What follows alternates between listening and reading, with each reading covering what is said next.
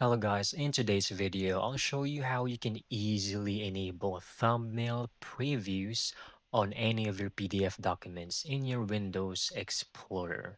Let's begin. So first, this is what it looks like. If you're going to just use the basic PDF format, it will just be the icon itself.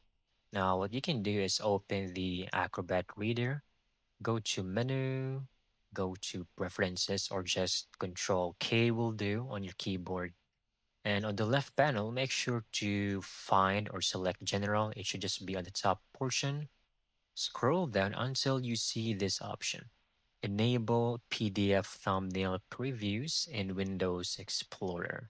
So enable this, put a check mark, then press OK. So this might actually take a minute or two. Let's wait for it. But once done, we're going to check our Windows Explorer and see if the changes were applied immediately. So might take more time than expected. So let's check. As you can see, it has updated. It is now showing the preview of the PDF documents itself. And that's it. That's how you can easily get this done. You can go back to Preferences, General, and just disable this if you want to go back to the basic thumbnail.